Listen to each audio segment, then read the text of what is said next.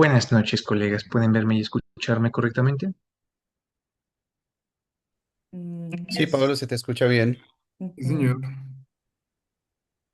Muchas gracias, colegas. Muchas gracias por su rápida retroalimentación. Me da gusto estar aquí con ustedes en nuestra sesión de gestión de la cadena de suministro en cuanto a la demanda y producción en nuestra sesión de dirección de operaciones y logística en nuestro programa de la maestría en administración y dirección de empresas. Entonces, sin más preámbulo, vamos a comenzar con el tema de hoy.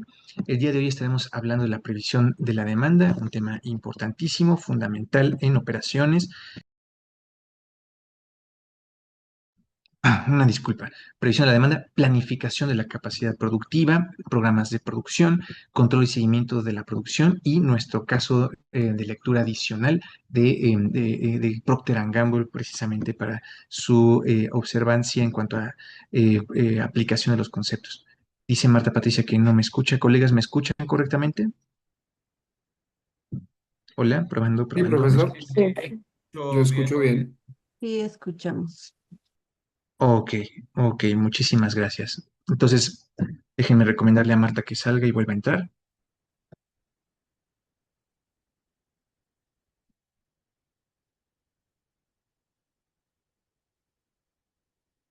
Esa es la decisión de graduación de todo ingeniero de sistemas, ¿sí o no?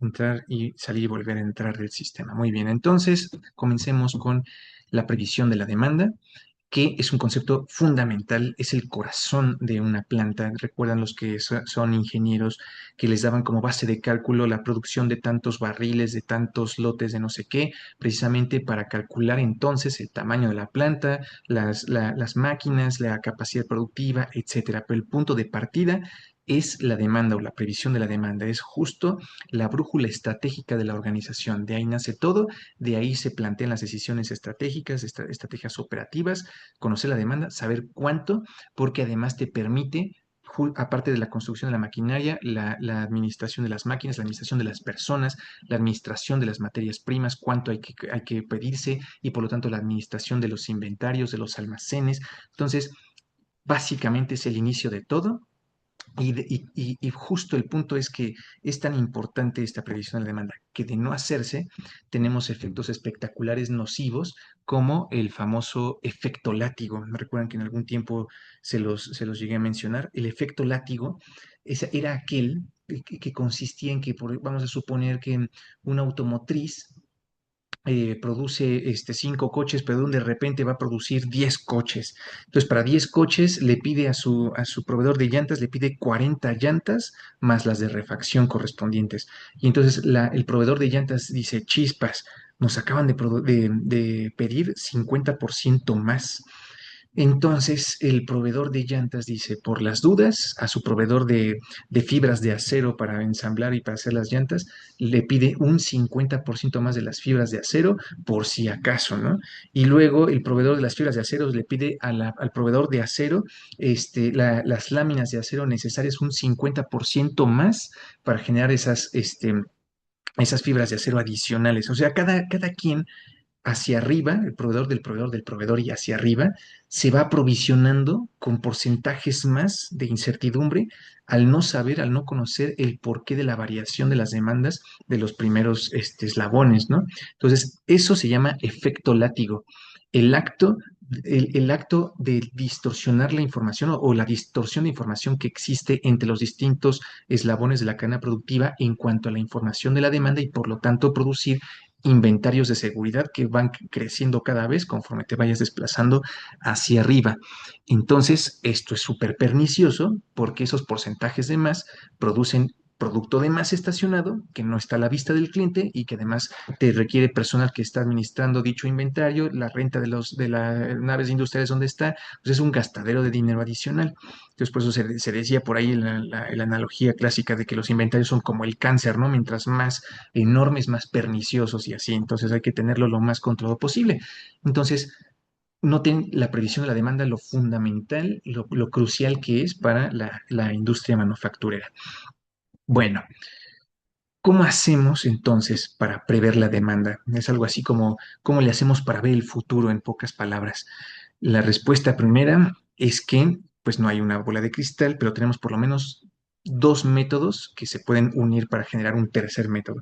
El primer método son los métodos cualitativos, en donde aquí usamos modelos matemáticos varios para ajustar o para describir las tendencias o los comportamientos de cómo se movió la demanda y el producto en tiempos pasados, en meses o en años pasados. Entonces, si tú graficas lo más clásico, tiempo contra la demanda, ¿no? Regularmente por ortografía matemática el tiempo va en el eje de las X y en las Y ahí pones la demanda o las ventas o lo que tú quieras, X contra Y. Y entonces tú vas analizando de acuerdo a tu facturación, a todos tus datos de producción y operación y así, tú puedes ver cómo, o sea, puedes construir una nube de puntitos en el año para ver cómo se comportó el producto y entonces poder ver a qué modelo matemático ajustar llamémosle este comportamiento. Entonces, uno muy clásico es la ecuación o la línea recta, o sea, a lo mejor los primeros 6 meses del año, el producto como que va a la alta, ¿no? Y como que construye una nube de puntos, como que, déjenme ver si hacia la alta, digamos así en la cámara me están viendo y en el siguiente semestre el comportamiento es hacia la baja. Y entonces si te pones a ver años hacia atrás, el producto hace eso, o sea, el primer semestre está a la alta y luego se baja y así. Y entonces tú dices, bueno, esos puntitos, si yo le pusiera una tendencia, sería una línea recta ascendente y luego al terminar una línea recta descendente. Y ustedes ya están en capacidad, al notar eso, en construir una ecuación de la recta. ¿Recuerdan en ingeniería o en licenciatura cómo se calculaba la ecuación de la recta o cómo era la ecuación de la recta?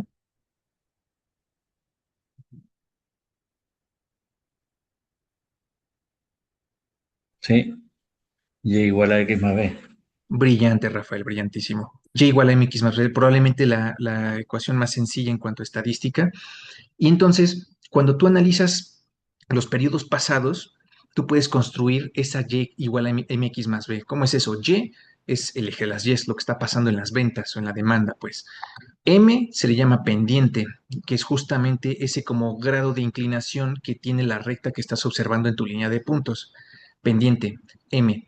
X, pues es el eje de las X donde estamos empotando los tiempos. Más B, B se llama ordenada al origen, que es más o menos el punto donde esa línea de tendencia cruza o toca el eje de las Y. Entonces, hay otras dos ecuaciones igual de sencillas para calcular M y B.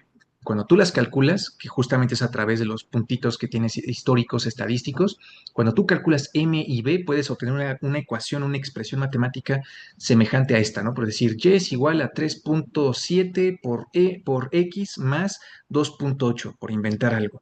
Y entonces, ya que tienes esa ecuación que describe la recta ascendente del primer semestre y la descendente del segundo semestre, ya que tienes esas dos rectas, entonces ya puedes extrapolar, haciendo uso de esa ecuación, ya puedes extrapolar o meterle valores para entonces construir una nube de puntos de lo que podría pasar en el siguiente año futuro que no conoces. Y entonces podrías poner algo así como que y es igual a 3 punto no sé qué por el eje de las X. Ahí pondrías el número de la escala que estés usando en las X, por ejemplo, meses. En el mes uno, o sea, 3.7 por uno más 2 punto no sé qué. Haces operaciones y obtienes el eje de las Y. Esas Y son las ventas o la cantidad demandada. Y entonces empiezas a trazar tus puntitos o a tabular, pues, la cantidad tentativamente a demandar, o tu previsión de la demanda futuro con base en estos modelos matemáticos. Entonces, tú puedes usar tantos modelos matemáticos o expresiones matemáticas dependiendo de cómo se comporta el producto, ajustarlo pues al comportamiento. Y tiene grandes ventajas y desventajas. Las ventajas es que pues es fácil, relativamente fácil si te gusta hacer estadística, relativamente fácil, es más o menos exacta siempre y cuando, y esto es parte del, llamémosle defecto, siempre y cuando el resto de las variables ambientales se mantengan constantes.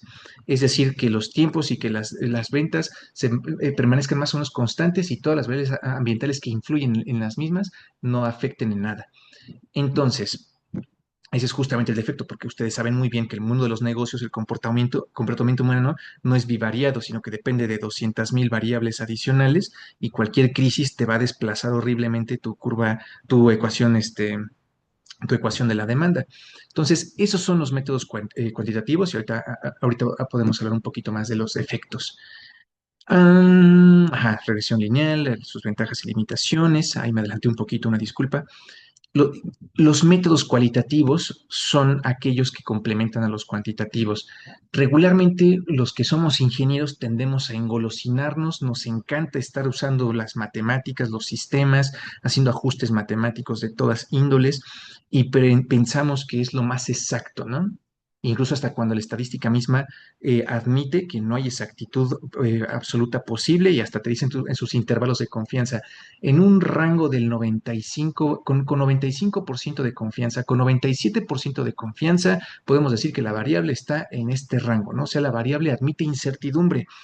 Entonces, matemáticamente hablando, tenemos estas limitaciones, pero los métodos cualitativos para arrancar la plataforma nos pone el clásico método Delphi, que es este proceso iterativo y anónimo que busca el consenso entre expertos, eliminando influencias dominantes y sesgos de grupo para obtener previsiones objetivas, llamémosle como redes de expertos, líderes de opinión, incluso también ayudándote de la investigación de mercado. Pregúntale directamente al mercado qué opina o si consumiría si están estas condiciones.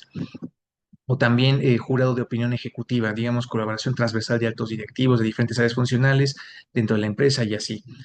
Pero también, pues, podríamos decir que estos métodos cualitativos son el uso de las habilidades sociales o interpersonales con su respectivo conocimiento para conocer esa demanda. En otras palabras, les pongo este ejercicio.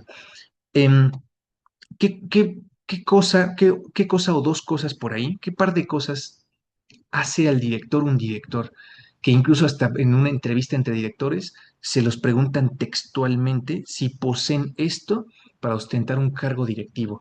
¿Qué cosas hacen a un director para ostentar ese cargo? Y esas dos habilidades, entre otras, le ayudan a poder inferir o complementar la estimación de la demanda que matemáticamente tú has obtenido con tus ecuaciones o tus modelos matemáticos. ¿Qué se les ocurre?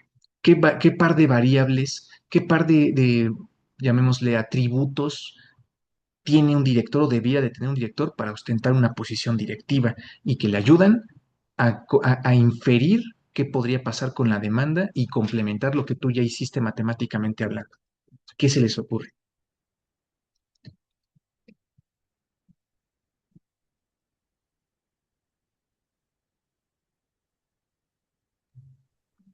Experiencia, Experiencia. ¿Cómo se traduce esta experiencia en el trabajo cotidiano? toma de decisiones, visión, planeación. Visión, planeación. Ok, está bien, pero algo todavía más específico, estimado Freddy. Conocimiento de producto. Conocimiento del producto. Ok, tal vez un gerente de operaciones, los ingenieros en planta conocen el producto, pero el director que está a la cabeza, ¿qué tiene ese director que le ayuda a complementar las estimaciones de la demanda al interior de su empresa? Que incluso al director lo hace director estas habilidades o este atributo, o esta, llamémosle, dejémoslo en atributo para no verme tan obvio. Duele. Poder de decisión frente a una responsabilidad que adquiere con la decisión que efectivamente tome. Es intuición, ¿no? Su intuición, un poco más allá, un poco más allá. ¿Qué cosa tiene un director que casi casi hasta se lo preguntan en la entrevista si lo posee? Y la empresa dice, sí, lo posee, rápido lo contratamos para conocer, entre otras cosas, o inferir sobre la demanda que pueda tener la empresa. De pronto, Comportamiento. profesor, la capacidad de negociación para poder gestionar recursos, poder comprarlos, o poder encontrar de una manera más económica o con mejores beneficios para implementar mejor rentabilidad. Ok, la habilidad de negociación ya se está acercando, ya se está acercando. Negociar. ¿Con quién va a negociar ese director? Con proveedores, pero los proveedores no saben la demanda. Ellos dependen de que tú les digas cuál es la demanda para que te satisfagan de productos. Pero el director, ¿con quién va a negociar para encontrar o más o menos verificar cuánto posiblemente le van a demandar a su empresa? ¿Con quién va a negociar? Y entonces, por lo tanto, ¿cuál es ese atributo que tiene un director? Uno o dos atributos. Identificar tendencias, patrones de ventas, algo que lo haga ver un poco más de una manera visionaria y pueda lograr interpretar esa demanda. Los patrones, eso lo haría muy bien un ingeniero analista de datos, de business intelligence en su computadora, pero el director hacia arriba, que incluso hasta podría contradecir completamente la ecuación de la recta. ¿Sabes qué?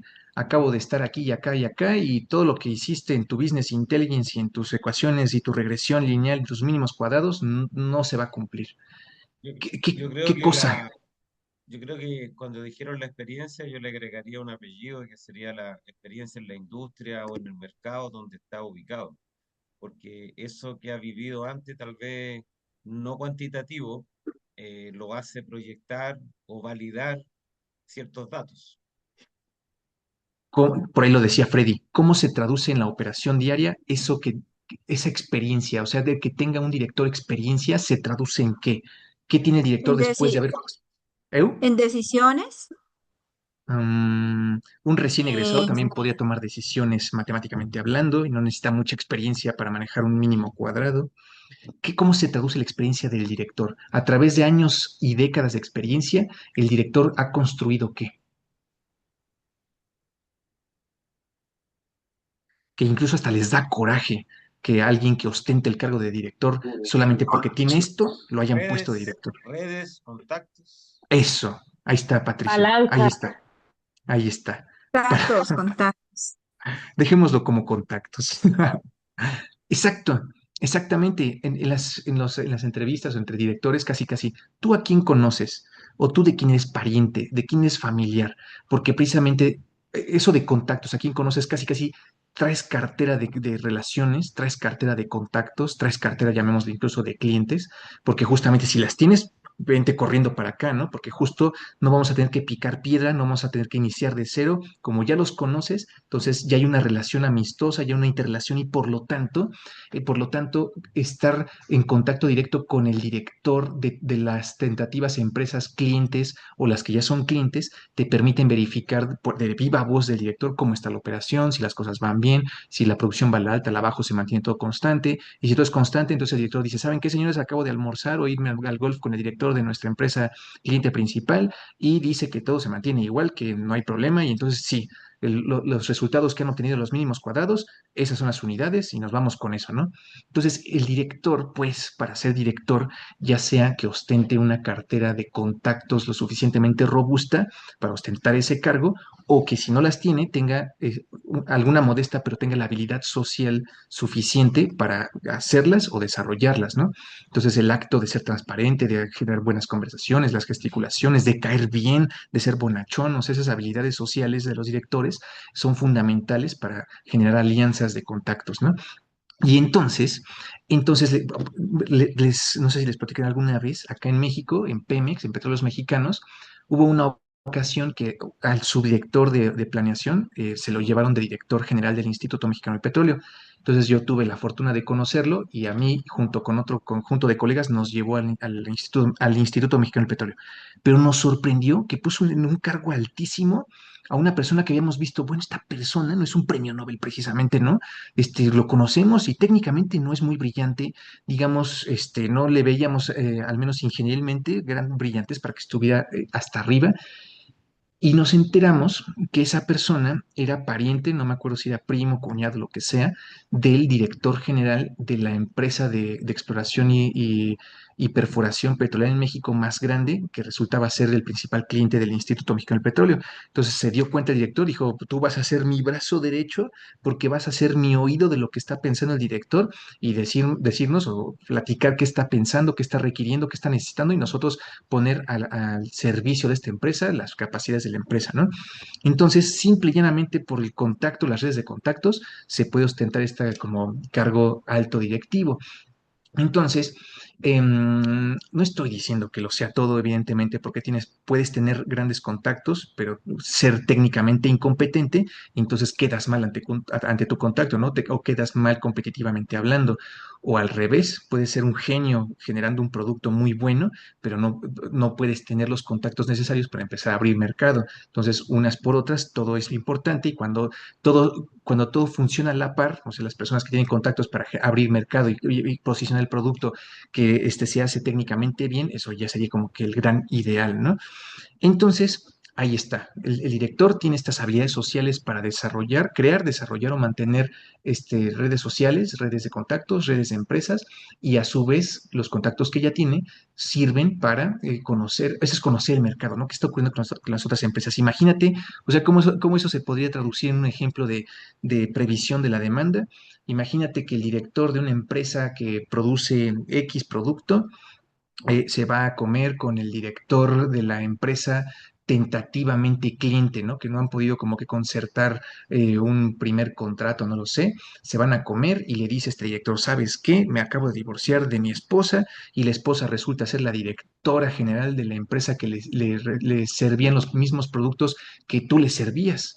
Y entonces, haciendo uso del conflicto de intereses, el esposo le compraba a la esposa y ahí había como que un gana-gana. Pero entonces como se divorcian y ya saben cómo son esas cosas y no se quieren ver y se avientan la plancha y así, entonces ahora en desquite empresarial ya no le voy a comprar a la empresa de mi esposa y ahora te voy a comprar a ti todo, ¿no?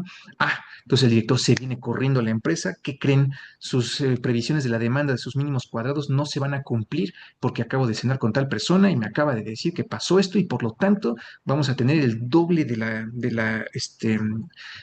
los pedidos que cotidianamente tenemos planteados, ¿no? Entonces, por eso decíamos que los métodos cualitativos y los cuantitativos tendrían que verse como complementarios, ¿no? A nosotros los ingenieros nos encanta regodearnos con el manejo matemático, pero no lo es todo. Entonces también tendríamos que voltear a ver allá afuera, socialmente hablando, casi casi rayamos en cuestiones políticas para verificar que nuestros pronósticos de la demanda más o menos se podrían cumplir, se podrían o no podrían cumplirse. Entonces, ahí está, los métodos cualitativos. En esta diapositiva podemos ver pues diferencias, similitudes en distintos atributos a los métodos cualitativos y a los métodos cuantitativos. Y tenemos pues los clásicos errores que pueden llegar a ocurrir en la previsión de estos dos métodos. En cuanto a los cuantitativos, aquí está, por ejemplo, lo de la pandemia. Imagínate Unilever, que está acostumbrado a hacer un gel antibacterial, que ya tiene décadas viendo cómo se comporta el vaivén del comportamiento del gel antibacterial a través de los años. O sea, tenemos, perdón, tenemos picos de la demanda en invierno y en verano, pues por las infecciones y porque la gente se lava más las manos y no sé qué. Y en otros meses como que hay una caída. Entonces más o menos ya vemos cómo se comporta. Pero llega la pandemia y todos los meses, todos los años de la pandemia se dispara la demanda del gel antibacterial. Entonces sería un absurdo que después de tener décadas de datos del comportamiento del gel antibacterial, para tus previsiones en años venideros fuera de la demanda, sigas considerando esos puntos, porque esos puntos fueron atípicos. Y si los consideras, los modelos matemáticos son hipersensibles a esas variaciones. Y entonces una línea de tendencia, o sea, la pendiente de una curva puede alterarse significativamente al considerar por lo menos dos puntos de los años que se salieron de lo predicho, ¿no? Entonces, y tal vez hasta, tal vez no por ignorancia, sino por descuido. Las empresas, por muy pequeñas, medianas, obviamente las grandes, manejan volúmenes de información brutal, tremenda, y a lo mejor por descuido, al no reconocer todos los parámetros estadísticos para analizar rápidamente cuáles puntos se salieron de lo cotidiano e identificar qué fue eso extraordinario que sacó de lo cotidiano y eliminarlo. Algo tan sencillo como aplicar una desviación estándar. Ya ven que justo la desviación estándar es qué tanto se desvían estos puntos de la media. Y entonces tú puedes poner ahí en tu Excel, en tu SPS, en tu Business Intelligence, en el software que más te encante, puedes ponerles, por favor, Excel o lo que sea, sácame del modelo matemático aquellos puntos que se excedan de una desviación estándar entre esto y esto, ¿no? Y justamente eso me va a ayudar a quedarme solamente con los puntos que se mantienen en lo cotidiano, eliminando situaciones extraordinarias.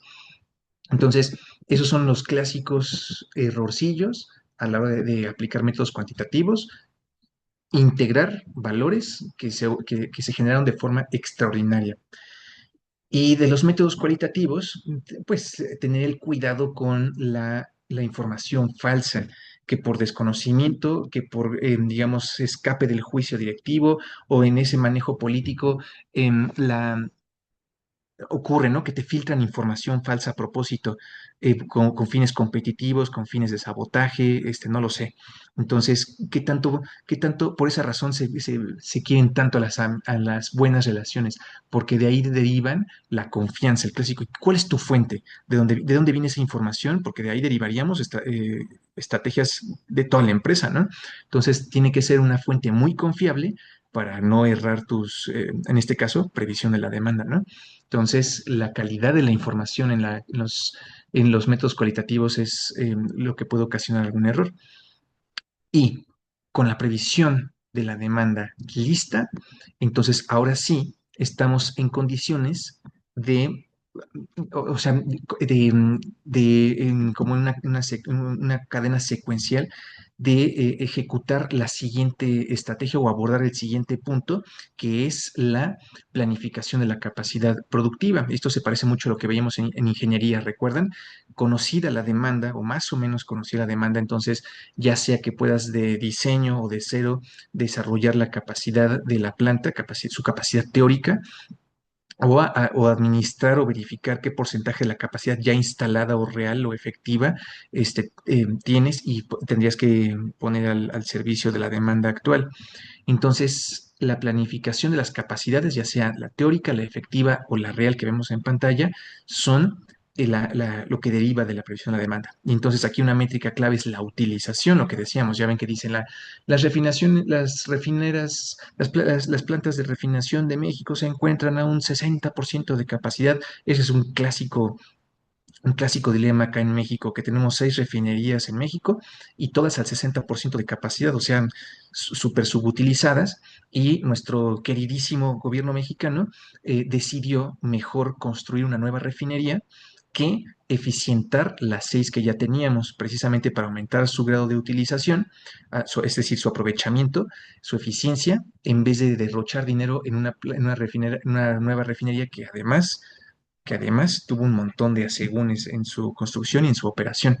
Entonces, la utilización es ese porcentaje de aprovechamiento de su capacidad en pro de la demanda que ya tienes que satisfacer, ¿no? Que ya tenías planteada, ¿no? Entonces, para estas estrategias de capacidad cotidianamente en la plataforma nos menciona cuatro estrategias que derivan del cruce de cuatro variables en el eje, que resulta, por ejemplo, el primer cuadrante en una alta oportunidad en el mercado y con una baja inversión. La estrategia por ahí sería anticiparse al crecimiento, ¿no? Ya, no sé, hay un mercado en crecimiento donde puede haber una oportunidad, entonces ahí podrías anticiparte con una primera baja inversión. Si tuvieras una determinada alta oportunidad y una posibilidad de alta inversión, entonces ahí solamente toca hacer ajustes incrementales en estas inversiones cuando ya se tiene claramente la oportunidad. En cuanto a la capacidad me refiero evidentemente, ¿no? Si se tuviese una baja oportunidad y una alta inversión, hay que balancear el riesgo-oportunidad, ¿no? Entonces no ser tan agresivos con la inversión cuando la oportunidad no parece ser tan clara. Y cuando tenemos dos bajas, oportunidad de inversión, la reacción es ser conservadores, no tenemos elementos justo para ser agresivos en cuanto a un aumento de la capacidad instalada o en la inversión de. Ahora, tenemos ciertos factores que influyen en la capacidad de producción, la capacidad productiva, clásicos. La primera, qué máquinas tienes, es decir, tus instalaciones físicas, tu configuración de la maquinaria, si lo haces por producto, si lo haces por proceso. Desde ahí ya empezamos con dilemas, ¿no? ¿Cómo configuramos la planta? ¿Por producto o por proceso? Pues ¿qué te conviene más? ¿Cómo es tu producto? O sea, el mismo libro es casi de ingeniería, esto también de licenciatura. El mismo libro te dice, no hay ninguna mejor ni peor, hay pros y contras y depende de tu producto, de tus necesidades. Por ejemplo, imagínate una chocolatera, no podrías trabajar por proceso. ¿Qué significa por proceso? Recuerdan que lo veíamos en algún momento, que tienes estaciones de trabajo que se dedican a operar distintas partes, o, perdón, el mismo paso o la misma actividad para distintos lotes o distintos productos dentro del proceso. Me explico, imagínate una chocolatera en donde tienes el cacao y toda la materia prima necesaria y demás, y la empresa produce chocolate relleno de leche, chocolate amargo, chocolate con chispas de chocolate, y etcétera. Tienes 3, 4, 5 líneas de producto. Y entonces, estar por proceso significa que tienes una estación que va a moler todo el cacao, y va a moler todo el cacao para todos los productos. Y luego vas a tener otra estación que va a ser la mezcladora, y ahí va a mezclar el chocolate con leche, el chocolate con menta y el chocolate con no sé qué, dependiendo de cada producto. ¿Sí me explico? O sea, son estaciones de trabajo comunes para los distintos productos. Pero imagínate entonces una chocolatera operando por proceso.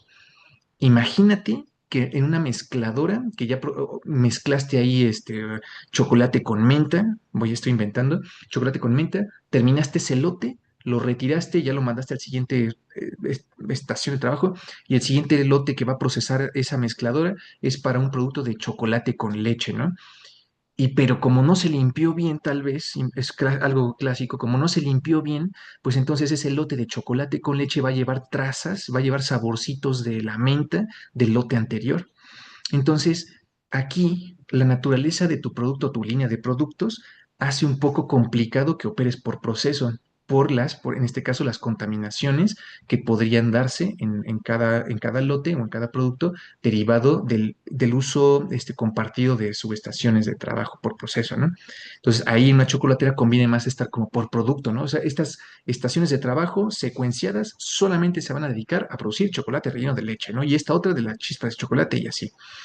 Entonces, ¿en dónde puede ser tal vez por proceso y no por producto? Tal vez se me imagina como en la industria textil. En esta zona de trabajo, que estamos configurados por proceso, en esta zona de trabajo, aquí es de corte. Y da lo mismo cortar mezclilla, que cortar seda, que cortar lino. Y una vez que corté los trozos de tela, lo mando a la siguiente estación de trabajo en donde cosen y ensamblan mezclillas. Y en la otra donde ensamblan las faldas y así, ¿no? Entonces, tal vez ahí sí, tal vez ahí no hay gran problema. Entonces, esos factores son factores fundamentales que le pegan a la capacidad, las instalaciones físicas, el layout productivo o la configuración productiva. Es uno de los más como hablados o discutidos. Procesos operativos, llamémosle los procesos de calidad, los retrabajos, si es que existen, y pues idealmente no deberían de existir, decíamos, la eficiencia. Teníamos los recursos humanos, es un dilema ahorita para iPhone, ¿no? Los iPhone, Apple en general, recursos humanos, su disponibilidad, competencias, productividad. Recuerden lo que decían los directores de Apple, ¿qué más quisiéramos producir aquí, los iPhone y demás en Estados Unidos, pero es que no tenemos al personal, no hay capacidad aquí, no tenemos el personal capacitado, por eso los mandamos a China, a producir a China o a India, donde sí hay una masa tremenda de personal capacitado para ello. La cadena de suministro interna, o sea, es decir, al interior de la empresa, cómo se mueve el producto, si más o menos tienes tus filosofías Lean, tu Total Quality Management, tu Just in Time. Si es así, entonces eso influye en tu capacidad, tendrás más capacidad pues porque eres más eficiente. Si no, si tu logística está desordenada, si operas muy artesanalmente, entonces pues evidentemente tu capacidad también tendería a bajar. Los factores externos, durísimo, el gobierno, qué regulaciones, qué normativas, qué políticas te están aplicando. Recuerden el casito del Instituto Mexicano del Petróleo, que por política ellos eran monopolio.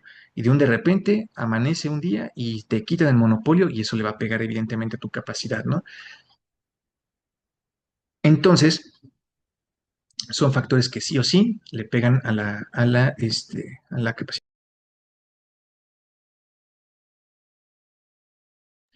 Tenemos por acá un comentario en el chat, vamos a ver. Ah, era un comentario, fue como un desfase, decía Gloria, liderazgo. Sí, el liderazgo justo que se traduce en estabilidad social interpersonal para generar relaciones. Gracias. Y perdón más bien por apenas hasta ahorita me lo marcó la plataforma. Entonces, factores externos, las regulaciones gubernamentales, normativas sectoriales, etcétera. Tenemos las condiciones y volatilidad del mercado. Esta volatilidad la podríamos entender como algo así como las desviaciones estándar que tiene el mercado y que produce incertidumbre, ¿no? Entonces el mercado demandó mucho, luego no demandó nada, entonces eso también le pega a la capacidad. La fiabilidad y capacidad de proveedores estratégicos, durísimo, habíamos dicho que ese es justo el talón de Aquiles o la debilidad del just in time, o sea, dentro en tu empresa tú podrías ser muy eficiente, tener todas las metodologías de calidad y así, pero si te falla el proveedor, te echó abajo te echa abajo todo tu just in time, ¿no? Entonces, la fiabilidad de los proveedores. Adelante, por favor, Andrés. Gracias, Pablo. ¿Me escuchan bien? Gracias. Quería Claro. solamente adicionar para este tema de factores externos en muchas empresas productivas cuando tienen materiales que son importados, el tema del dólar, que eso yo creo que lo podríamos incluir dentro de la volatilidad del mercado, quizá, o volatilidad de aspectos macroeconómicos.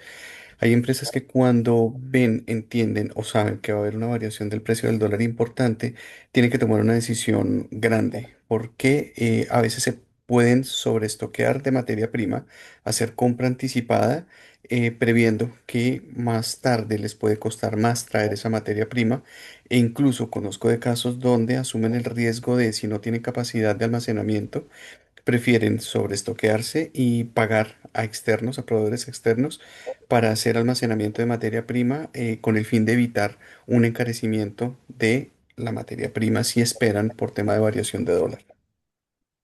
Brillantísimo, brillantísimo, estimado Andrés. Aquí estamos justo, la plataforma está poniendo los más cotidianos, pero hay muchísimos más. Esta que acabas de mencionar es fundamental, es importantísima. E incluso la variación de los precios del dólar fue justo uno de los factores que hizo poner en aprietos a la comercial mexicana acá, que precisamente buscando no sobreestoquearse y tratar incluso de mantener el precio del dólar más o menos constante para que no afecte a la compra de materia prima, se pusieron a invertir en los famosos, este, los contratos futuros para tratar de garantizar un precio constante del dólar. Ya ven que si varía, si baja o si sube, entonces ya sea que te pague el banco, tú pagas porque tú compraste de cierta forma contratos de dólar a un cierto precio. Y entonces dice la leyenda por ahí que se fueron los directores principales y que dejaron a cargo una persona no muy experta y se puso como a apostar con contratos derivados futuros en cuanto a precio del dólar y salió debiendo y casi endeudando tremendo la comercial. Pero sí, brillante lo que acabas de decir, estimado Andrés. Ajá, estábamos en la capacidad de los proveedores, del que si falla el proveedor, falla el just in time y demás. Se oye muy de escuela, pero entonces, ¿qué hay que hacer para que esta capacidad de los proveedores sea la adecuada? Eh, pues más que lo que dice la escuela así enunciativamente es el desarrollo de proveedores, es decir, la parte política nuevamente, ahora en vez de hacia los clientes, ahora hacia los proveedores, cómo interactúas con ellos, los convenios comerciales, la interacción social, que si los invitas al aniversario de la empresa, que si los invitas a comer porque compraste una nueva máquina, que todos los proveedores estén presentes, que se sientan involucrados, parte de una misma empresa, precisamente porque es como si fueran una sola misma empresa, ¿no? Entonces, el famoso desarrollo de proveedores, aparte de tener su famoso checklist, ¿no? De su capacidad técnica, su capacidad económica, su fiabilidad en cuanto a calidad de tiempos de entrega, estados financieros, estados de resultados, todo eso que por checklist ustedes les piden, aparte también la cuestión social, ¿no? Eso también juega muchísimo a favor y es algo que los libros, al menos en investigación de operaciones, lo dicen muy enunciativamente, pero eso ya es un terreno más de tipo cultura organizacional, de tipo psicología interpersonal. Entonces ahí recomiendo mucho leer a Stephen Robbins, el libro de comportamiento organizacional, un poquito más psicológico el asunto, más científico el asunto, el de análisis funcional de la conducta humana de María Jesús Froxán. Son libros hermosos como para entender cómo funcionamos, por qué hacemos lo que hacemos y de cierta forma mejorar las interacciones con las personas, ¿no? Bueno, eso para conocer a nivel científico o teórico cómo funcionamos. Pero en cuanto a las habilidades sociales, hay un libro llamado Manual de Evaluación y Desarrollo de Habilidades Sociales de Vicente Caballo. Y justo en el laboratorio de cultura organizacional que dirijo, nos dedicamos de repente por ahí a hacer estos talleres que resultan a veces divertidísimos y entretenidísimos porque los directores encuentran fascinante el hecho de que sus gesticulaciones, su inicio de conversaciones, su forma de ver, su forma de actuar con el cuerpo, eso impacta mucho a las personas con las que están presentes, ¿no? Y no sabían que eso tiene base científica. Hay artículos que se han dedicado a medir la cantidad de tiempo que uno ve a los ojos cuando está escuchando o ve a los ojos cuando él está hablando, o la importancia de las gesticulaciones o de la sonrisa, o sea, es sorpresivo para estas personas y para muchas personas en general que esto esté escrito en artículos de investigación científica. En fin, ahí está el comercial. Ok, y ya que tienes previsión y más o menos puesta tu planta, ¿cómo le vas a hacer para sistematizar esta programación de la demanda, para sistematizar el flujo de información? Ahí nos ayudamos de los sistemas de información de tipo ERP, llamémosle Enterprise Resource Planner o Enterprise Resource Planning. Es algo así como un software, un sistema software-hardware que ayuda a intercomunicar, a hipervincular todas las áreas de la empresa, de cierta forma funcionando como un repositorio de información central en donde el mismo sistema hace el reporteo, el cálculo o la compartición de información necesaria por las distintas partes de la empresa, ¿no? Entonces, ustedes lo conocen muy bien, típico SAP, Oracle, son ejemplos de un RP. Y en cuanto a producción, brilla mucho un módulo llamado MRP por Material Resource Planner o Material Resource Planning, que justamente es este módulo que se dedica a toda la explosión de materiales, cómo se mueve el producto, dónde está, su clasificado, qué producto compone, qué partes componen un producto final, sus costos, o sea, absolutamente todo lo que tiene que ver con los materiales, toda esta planificación también de requerimientos de materiales se lleva a cabo en el MRP, que es un modulito, es una parte constitutiva del RP. E idealmente este RP debería de permitir, eh, proyectar, dar seguimiento gráfico a toda la operación, por ejemplo, un proyecto, llamémoslo, con unos diagramas de Gantt, que es justo quién está haciendo qué, con qué presupuestos, con qué líneas de tiempo, con qué actividades secuenciadas o paralelas. Entonces, esto es, por sistema, un buen sistema te debería de facultar a dar estos seguimientos y secuenciaciones de trabajo e incluir reglas de prioridades, como hay un montón, pero por ejemplo reglas como las llamadas FIFO por First In, First Out, que es algo así como, la regla consiste es algo así como que el primer trabajo que llega es el primero en ser atendido. El primero que llega es el primero que atendemos en la, pues, estación de trabajo, en la línea de producción, etcétera. Esto es simple, pero no optimiza métricas críticas. Es además una única regla de la cual evidentemente no puede regir a una planta grande, ¿no? Em, lo siento, déjeme silenciar por acá. Lo que pasa es que como es mi cumpleaños, mi celular no deja de sonar. Ahí está. Y entonces, otra regla clave por acá es el shortest processing time por la minimización del tiempo promedio de flujo total de trabajos en el sistema productivo. Es otra como regla que se puede implementar para tratar de eliminar cuellos de botella. O una muy clásica, el earliest due date, algo así como la priorización de trabajos de acuerdo a la fecha de entrega que tengamos más próxima del cliente, tal vez más importante, o sea, categorización de cliente, categorización de fecha de entrega, y entonces por lo tanto, tener la prioridad de trabajo para el producto o subproductos que constituyen a ese lote más próximo, ¿no? Para la programación a corto plazo, que justamente es el día a día, la parte operativa de cualquier sistema productivo, acá tenemos horizontes detallados en donde aquí las decisiones operativas de asignación de recursos y secuenciación para periodos de días o semanas donde cada minuto cuenta. Es decir, el horizonte detallado es justo planear tiempos, movimientos a horizontes pequeños, días o semanas. Por eso decíamos lo que pasa diariamente. O un horizonte pues detallado en estos tiempos, o sea, detallado que tienes los números precisos para que justo de la mano con la programación diaria y semanal, crear calendarios para cada máquina o personas o estación de trabajo basados en las disponibilidades o requerimientos que habíamos platicado en la diapositiva anterior.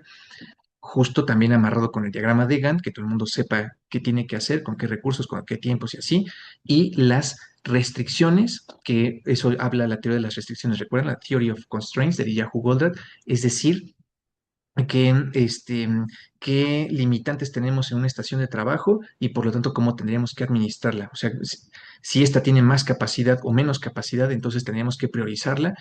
Como decía la teoría, el eslabón de tu cadena productiva, el eslabón que tarda más tiempo o que tiene menos capacidad, ese es el cuello de botella. Y ese cuello o el conjunto de cuellos de botella que tengas son las que van a regir los tiempos o las restricciones de toda la planta. Entonces te tendrías que centrar en esos cuellos de botella para que al administrarlos, al tenerlos bajo control lo más posible, equilibrar las restricciones del resto de la planta. O sea, pues el ritmo de trabajo del resto de la planta.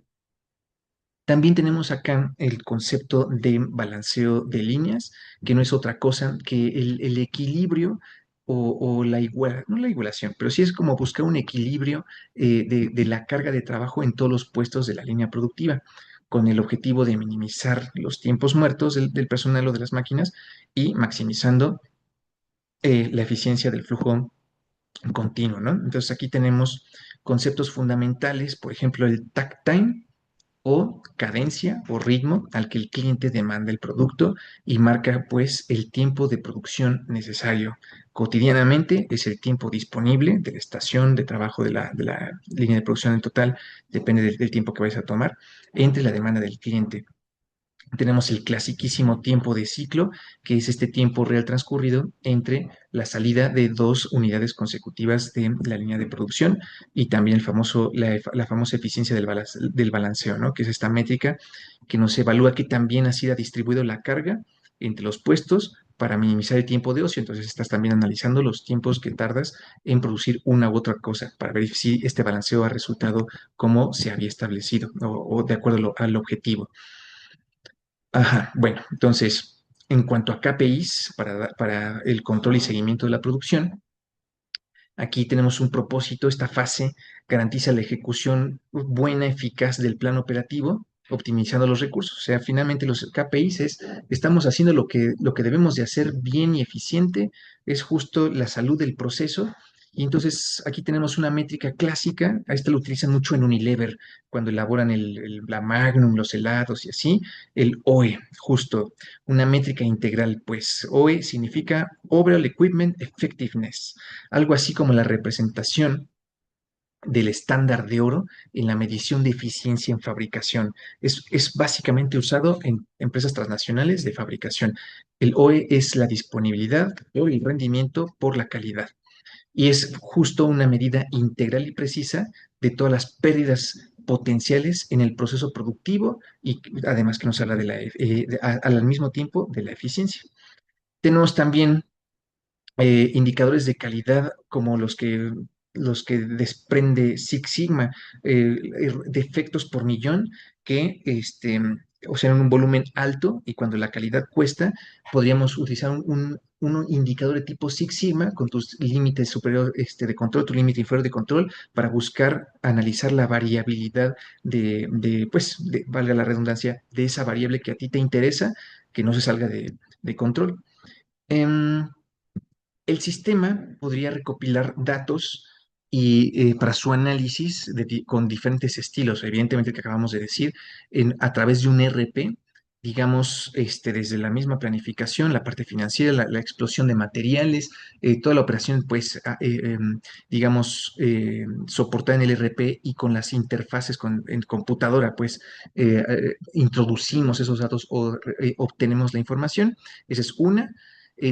Tenemos las funcionalidades MES, aquellas que se dedican a la monitorización y control del proceso productivo, conectando máquinas y operarios. SCADA, que ese lo teníamos en Pemex, que nos ayuda a supervisar mediante interfaces gráficas intuitivas, es decir, tiene ciertos modelos matemáticos precargados. En este caso, nos ayudaba a supervisar los oleoductos, gasoductos, las tuberías, pues, donde se transportaba el crudo. Entonces, veíamos justo las variaciones de presión, de temperatura y prevenir, acá en México se llama huachicoleo, el acto de disque, ponerte a perforar oleoductos, que no son personas comunes y corrientes, para robar gasolinas, por ejemplo. O también, evidentemente, inteligencia artificial, uso de datos masivos, en donde la inteligencia artificial identifica patrones y ejecuta mantenimiento predictivo o el cálculo mismo en este caso, la misma demanda. Recuerden que les platicaba, si mezcláramos, como lo hacen las plantas chinas, mezcláramos el Internet de las cosas, algoritmos genéticos, e inteligencia artificial, en términos generales, se puede en tiempo real empezar a calcular la demanda sin tener que meternos humanamente a hacerlo, más como ejecutor, como supervisor. Entonces, o sea, no está sustituyendo, nos está complementando y haciendo más fácil la vida, la inteligencia artificial y los distintos sistemas que derivan de ella. Les recomiendo leer algo de ello en el libro que se llama Sistemas de Información Gerencial, de Kenneth Laudon y Jane Laudon. Y ahí habla mucho de algoritmos genéticos, habla de inteligencia artificial, en general de los sistemas de información, los distintos sistemas aplicados a las distintas partes de la cadena de valor de la empresa. Entonces eso lo hace tan hermoso ese libro, porque integra muy bien la parte estratégica, operativa, procesos con los sistemas de información. Y a todo nivel, ¿no? Desde su desarrollo, implementación, seguimiento, conversión de datos, así. Am, También tenemos que recordar la parte del control y seguimiento de la producción en cuanto a las acciones correctivas y mejora continua, haciendo uso o ejecutando las metodologías que más o menos hemos visto, desde el más sencillo y subjetivo análisis de causa raíz o diagrama de Ishikawa para encontrar causas de posibles problemas, hasta un control estadístico de proceso mucho más rígido, como lo implicaría Six Sigma, para detectar esas causas a partir de una variabilidad del proceso, ¿no? De las variables que nos interesan, e implementando también las filosofías de Lean Manufacturing, que decíamos filosofías porque es una forma conductual de ser dentro de la empresa, y a su vez apalabrado con Total Quality Management, con las filosofías Kaizen, donde está el ciclo PDCA o el de Mike también del Six Sigma. Estas herramientas que no son exclusivas o excluyentes nos ayudan pues a encontrar las posibles causas a los problemas y a atenderlos lo antes posible. Entonces, colegas, apenitas alcanzamos a llegar al final de nuestra sesión, justo al caso de Procter and Gamble, en donde, como lectura adicional, me gustaría que lo repasaran, que lo leyeran para pues una aplicación adicional de los conceptos que hemos estado platicando. Si surge algún comentario al respecto, con muchísimo gusto lo vemos en sesiones venideras. Pero hasta este momento, para empezar a cerrar nuestra sesión, me gustaría saber si hay alguna duda o inquietud antes de cerrar la misma, que podemos resolver en estos últimos instantes con muchísimo gusto.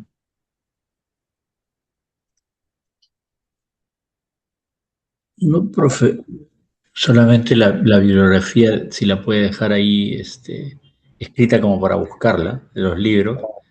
Y por ¿Cómo otro no? lado, la metodología, perdón, la formulación de los pronósticos. ¿Por qué le digo eso? Porque normalmente en la teoría, usualmente estas metodologías están hechas para volúmenes grandes. Hoy Ujú. día, por ejemplo, yo estoy trabajando ya no en el gran importador, sino en el dealer, y el dealer necesita mucha mayor agilidad y Ajá. menos complicaciones operativas. Entonces, ¿cuál sería, por ejemplo, ahí en ese caso el pronóstico o la metodología de pronóstico que uno debe usar para optimizar el tema de inventario versus la disponibilidad? Desde el lado del dealer, hoy día yo lo que necesito es invertir lo menos posible en stock, porque tengo al costado mi importador que se comporta como un proveedor local. Entonces, ¿cómo Ujú. hago, qué metodología usaría ahí de pronóstico, ¿no? Eso es lo que me interesaría un poco saber respecto a lo que usted ha hablado y toda la cadena de producción que sigue eso, ¿no? Cuando empezamos a hablar de interrelación entre empresas, la previsión tendría que hacerse de forma conjunta. Ahí apuntaría a métodos mixtos. Es difícil como saber o ponerse de acuerdo, digamos, con otra empresa externa porque no tiene tus mismas políticas, usos, costumbres y también metodologías. Y ahí lo que yo recomiendo es buscar el desarrollo o la integración entre ambas partes, incluso hasta nivel sistema. Es decir, que ambos sistemas trabajen como uno solo para intercomunicarse información de la demanda. El problema con esto es que las empresas son celosas y tienen Sí, miedo a compartir información. Ese es el clientes, problema. todo. Ujú, Así es, ujú. así es. Entonces, ahí tendríamos que conocer muy bien, con quién estamos negociando, con quién estamos hablando. Entonces, ¿qué tiempo tiene en el mercado? Si esta persona, este, trabaja para nuestro competidor, entonces no podría tener confianza con él, o si es una persona que solamente tiene capacidad para trabajar conmigo, entonces tal vez le tengo una mayor confianza. Entonces, hay muchos como factores con los que yo puedo evaluar a un proveedor o a un cliente, lo que sea, precisamente para buscar generar esa confianza, para intercomunicar a nivel incluso políticas y sistemas, para facilitar este cálculo, predicción de demandas o predicción de de la actividad que tengamos en conjunto, ¿no? Entonces, pero es una cuestión que le pega más a la parte política humana, precisamente por estas desconfianzas que hay en la intercomunicación, interrelación. Ok, gracias, profe. Y una última. O sea, hoy día yo puedo usar la IA como para, digamos, determinar el forecast que debo utilizar, siendo digamos, el dealer de mucha menor dimensión y todo lo demás. ¿Existe una mayor precisión utilizando la IA, por ejemplo, para esos cálculos de pronóstico que pueda trabajar? Sí, la IA está programada con el comportamiento preciso, el comportamiento puntual de ese sistema productivo. Sí, pero si esa IA va a tener que jugar con las distintas variables que le peguen a la producción, o sea, funge como un método cuantitativo nada más. Entonces, esa IA tendría que ser complementada por lo que no esté precargada en ella, ¿no? Por ejemplo, lo que pasa allá afuera, cuestión social política. Ok, listo, gracias. Brillantes preguntas, como siempre, estimado Rafael. Muy bien, muy bien. Pues, estimados colegas, si no hay más, nos vemos entonces en nuestra próxima sesión, misma plataforma, mismo horario, y hasta entonces les deseo una excelente noche, que pasen todos Muchas, un buen día muchas y que gracias, estén bien. Pablo, y feliz cumpleaños. Feliz, Que pase igual. no, Gracias, excelente. profe. Lo mismo. O Feliz nos engañó, no sé. cumpleaños. Gracias. Que la pase Muchas bien. Feliz gracias, resto de día. Gracias. Hasta luego. gracias, qué amables todos, qué amables Patricia, Linfa, Andrés, gracias, qué amables Bye. Lady, Gloria, gracias por sus felicitaciones, nos vemos en la próxima, que estén muy bien, Chao, profe. bye.